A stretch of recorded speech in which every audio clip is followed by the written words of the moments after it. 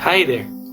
Welcome to our part 4 video devotional series, which is the continuation of when Jesus taught his disciples on how to pray. This part 4 is hallowing God's name.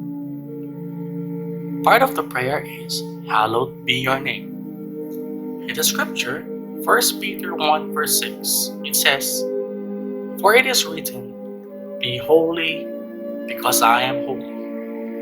It commands believers to be holy, hallowed, whereas it recognizes God as being holy, so attributing to Him the holiness that already is, and how we hallow His name. And with every other truly righteous action, hallowing God's name must begin in the heart.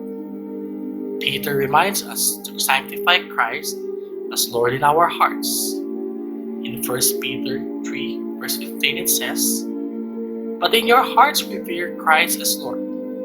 Always be prepared to give an answer to everyone who asks you, to give the reason for the hope that you have, but do this with gentleness and respect. When we do this, we also sanctify Him as Lord in our lives, as we above all affirm that He exists. For he who comes to God must believe that He is a rewarder of those who seek Him. In Hebrews 11 verse 6 it says, And without faith it is impossible to please God, because anyone who comes to Him must believe that He exists and that He rewards those who earnestly seek Him.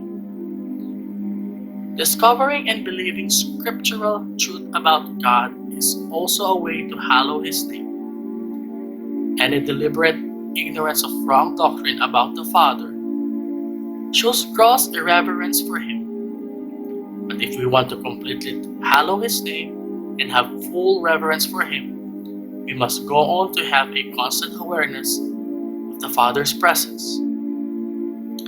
David was a great example of this. He said, I have set the Lord continually before me. We see it in Psalm 16 verse 8. It says, I keep my eyes always on the Lord. With Him at my right hand, I will not be shaken.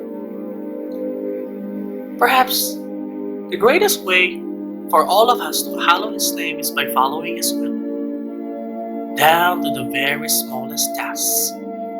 You heard me right. Making it the entire goal of our life is to glorify God. Let's read 1 Corinthians 10 verse 31. So whether you eat or drink, or whatever you do it for the glory of God. Furthermore, we hallow God's name by drawing others to Him. It's not only me, it's not only you, but others around us. Let your light shine before men in such a way that they may glorify your Father in heaven.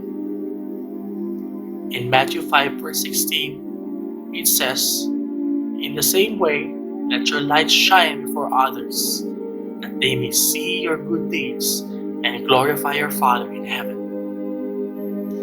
And in Psalms 34 verse 3, Glorify the Lord with me. Let us exalt His name together. Again, I will leave this one to you. Everything we do, think, say, and communicate is a reflection on the name of God, since we have been called by His name and wear it as our chief identity. When are you most likely to forget that you bear the name of Christ, that you carry the responsibility for doing nothing to defame or discredit?